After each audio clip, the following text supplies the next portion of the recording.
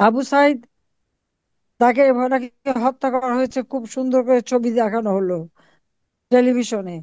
তার উপর কতগুলি গুলি হলো, অতগুলি গুলির পর তার গা থেকে এক ফোঁটা রক্ত ঝরলো না।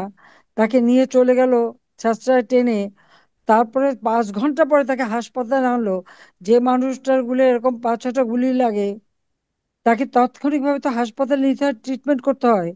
তাকে হাসপাতালে নিল না কেন, ট্রিটমেন্ট করলো না কেন? তাহলে কার গুলিতে মারা গেল? এবং এই যে মুগ্ধ সহ আরো যারা মারা গেছে, আমি তো মনে করি সকলে কবর থেকে লাশ তুলে নিয়ে এসে বিদেশ থেকে এক্সপার্ট এনে ফরেন্সিক করে দেখা হোক এই হত্যা কারা করেছে। এটা এনুসারি মেটিকুলাসলি ডিজাইনের একটা অংশ। তাদের এই সমন্বয়করা তারা ভালোই জানে।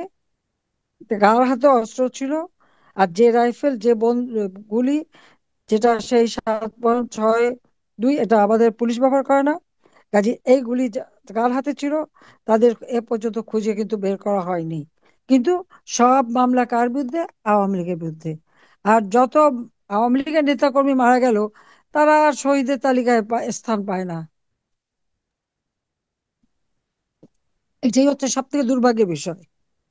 সেখানে স্থান নাই, কিন্তু তালিকা বাড়ানোর জন্য ইন্ডাস্ট্রিতে আগুন দিয়েছে, সেখানে যারা মারা গেছে তাদেরকেও শহীদের তালিকায় নিয়ে এসেছে।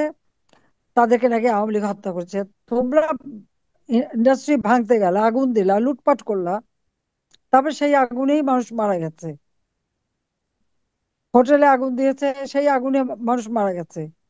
বাড়িতে আগুন দিয়েছে, আমাদের প্রত্যেকটা নেতা কর্মীদের বাড়িতে যে আগুন দিয়েছে, অনেক বাড়িতে তো তার ভিতরেই মানুষ পুড়ে মারা গেছে। 450 থানা এবং পুলিশ ফাঁড়িতে আগুন দিয়েছে, থানার মধ্যে পুলিশ মারা গেছে। কই শহীদের তালিকায় একটা পুলিশের নাম নেই কেন? তারা কি, তাদেরকে তারা কারা হত্যা করেছে? সে হত্যাকাণ্ড তো ইউনূস বাহিনী করেছে। ইউনূসের বাহিনীর তো এই কর্মকাণ্ড করে গেছে। একটা সমস্যা মানুষের তো সমাধান করতে পারেনি। জুন মাসে আমি বাজেট দিয়ে গেছি, 7,97,হাজার কোটি টাকার বাজেট। আজকে বয়স্ক ভাতা, বিধবা ভাতা, প্রতিবন্ধী ভাতা সব বন্ধ। এমনকি আমি যে বাচ্চাদের মায়ের নামে উপবৃত্তি দিতাম সেটা বন্ধ, উচ্চশিক্ষার জন্য বৃত্তি দিতাম সেটা বন্ধ।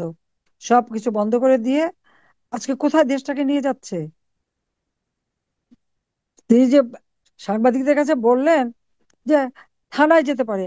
এই যে আজকে আমার এখানে যারা আহত, নিহত পরিবার যারা, কেউ কি থানায় যেতে পারছে? মামলা দিতে পেরেছে? পারেনি।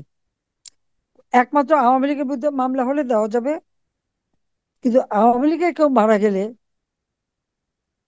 সেটা মামলা করা যাবে না। এই নির্ভরতা, সে তো সঠিক জবাবটাও দিতে না পেরে এড়িয়ে গেছে। কাজে আজকে যে অবস্থায় দেশকে নিয়ে গেছে, যে বাংলাদেশটা ছিল উন্নয়নের রোল মডেল, আজকে হচ্ছে বাংলাদেশটা জঙ্গিদের বাংলাদেশ। কারণ যত জঙ্গি, সন্ত্রাসী, খুনি যারা জেলে ছিল, দুর্নীতিবাজ, সব মামলা খালাস, সবাইকে জেল থেকে বের করে দিয়েছে। শুধু নরসিংদী জেলই ভাঙেনি, বাংলাদেশের বেশ অনেকগুলি জেলার জেল ভেঙে ভেঙে সমস্ত অপরাধী, খুনি, অপরাধী, জঙ্গি, জঙ্গি যারা, তাদের সবাই মুক্ত। আর জেলখানা ভরে গেছে আওয়ামী লীগের নেতা কর্মীদের দিয়ে। এর কি জবাব দেবে? এত অত্যাচার, এত অবিচার, দেশের এত উন্নতি করার পরে এটাই কি ছিল আমাদের প্রাপ্য? দিন রাত বুকে রক্ত তুলে কাজ করেছি। আওয়ামী লীগের আমলে তো বিদেশ থেকে পুরান কাপড় এনে পরাতে হতো না, খাবারের জন্য হাত পাততে হতো না, কৃষক সারের জন্য হাহাকার করতো না। সকলের দোরগোড়ায় সব পৌঁছে দিয়েছি, ঘরে ঘরে বিদ্যুৎ দিয়েছি। ছেলেমেয়েরা নিজের বাড়িতে বসে, এমনকি মধ্যবয়স্ক বয়স্ক তারাও যেন ফ্রিল্যান্সিং করে অর্থ উপার্জন করতে পারে, তার জন্য ট্রেনিং দেওয়া এবং সেই সুযোগ আমরা সৃষ্টি করে দিয়েছি। প্রত্যেকেই যেন কিছু কাজ করে খেতে পারে সেই ব্যবস্থা করে দিয়েছে, কারোর কাছে যেন হাত পাততে না হয়। ভূমিহীন গৃহহীনদের ঘর করে দিয়েছে বেদে, কুষ্ঠরোগী বা হিজড়া, কেউ তো বাদ জানি, প্রত্যেকের ঘর বাড়ি করে বিনামূল্যে ঘর দিয়ে কাজের ব্যবস্থা করে দিয়েছে। এটাই কি অপরাধ হয়ে গেল আমাদের? হতে পারে, কারণ এখানে একটা কারণ আছে। হুম, ইউনূস সাহেব এবং তার যে উপদেষ্টাও কয়েকজন আছেন, এনজিও করে। গরিব না থাকলে তারা ঋণ দেবে কিভাবে? গরিব মানুষকে উচ্চ সুদে ক্ষুদ্র ঋণ দেবে। তারা ক্ষুদ্র ঋণ নেবে আর উচ্চ হারে সুদ দেবে, আর সেই সুদের টাকাটা তারা মেরে খাবে। গরিব মাথার ঘাম পায়ে ফেলে যা উপার্জন করবে সেগুলি সুদেই চলে যাবে, দিতে না পারলে ঘর বাড়ি শুদ্ধ নিয়ে যাবে। তো গরিব বা দারিদ্র লালন পালন করাই ছিল ইউনূসের কাজ। মুখে বলতো দারিদ্র দূর করবে, কাজের বেলায় দারিদ্র লালন পালন করত। কিন্তু আমরা সরকারে আসার পর যখন দারিদ্র্যের সীমা কমিয়ে ফেললাম, হয়তো দরিদ্র মাত্র 5% নেমে গেল, দারিদ্র্যের হার যখন 18% নামিয়ে আনলাম, তখনই তাদের মাথা খারাপ হয়ে গেল যে ব্যবসা মন্দা।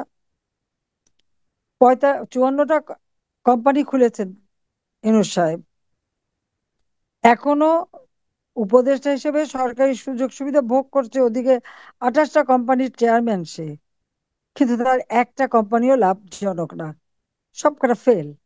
তো যে লোকটা নিজে একটা কোম্পানি চালাতে পারে না, একটা কোম্পানিকে লাভবান করতে পারে না, সে দেশটা চালাবে কিভাবে? দেশটা চালাবার যোগ্যতাই তো তার নাই, সে তো দেশ চালাতে পারে না। সেই জন্যই তো একদিকে যখন সে বলে দেয় দায় মুক্তি, আবার বলে থানায় যায় না কেন, জিডি করে না কেন, করলে কি সব হয়ে গেল? হ্যাঁ। আর পুলিশের অবস্থা কি? পুলিশকে হত্যা করে করে এমন অবস্থা, এটা তো তার নিজেরাই বলেছে। তার সমন্বয়ক বলছে পুলিশ হত্যা করেছে এবং মেট্রো রেলে আগুন দিয়েছে বলেই তাদের বিপ্লব নাকি সার্থক। আচ্ছা, কত হাজার পুলিশ, তাদের কোনো খবরই পাওয়া যাচ্ছে না, আনসার, তাদের খবর পাওয়া যাচ্ছে না, সব গুম করে ফেলেছে। তো গুম করে কে? আজকে গোটা বাংলাদেশটাকেই তো আয়নাঘর বানিয়ে ফেলেছে। মানুষ আতঙ্কে থাকে, মানুষের ঘরে শান্তি নাই, যে কোনো সময় যে কোনো ঘরে ঢুকে লুটপাট শুরু করে। মেয়েরা নিজেরা ওই আন্দোলনের সময় তো গভীর রাত পর্যন্ত চলাফেরা করেছে, কিছু তো হয়নি, কারণ তখন শেখ হাসিনা ক্ষমতায় ছিল, তাদের নিরাপত্তা দিতে পারতো। আর এখন সন্ধ্যার পরে বাড়ির থেকে বেরোতে ভয় পায়। কেন ভয় পায়? আন্দোলন তো তারা করেছে, আন্দোলন করে একেবারে বিশাল জ্ঞানী ব্যক্তিকে পাওয়ারে বসিয়েছে, এখন ভয় পাওয়ার কি আছে? তখন ভয় পায় কেন? সেটা আমার প্রশ্ন।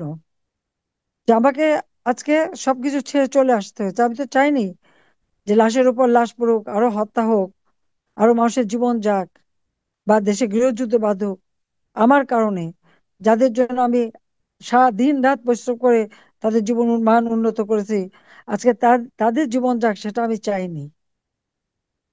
যদিও লক্ষ্য ছিল আমাকে আর রেহানাকে হত্যা করা, সামান্য কিছুক্ষণের দিনে, কিছু কয়েক মিনিটের জন্য আমরা বেঁচে গিয়েছিলাম,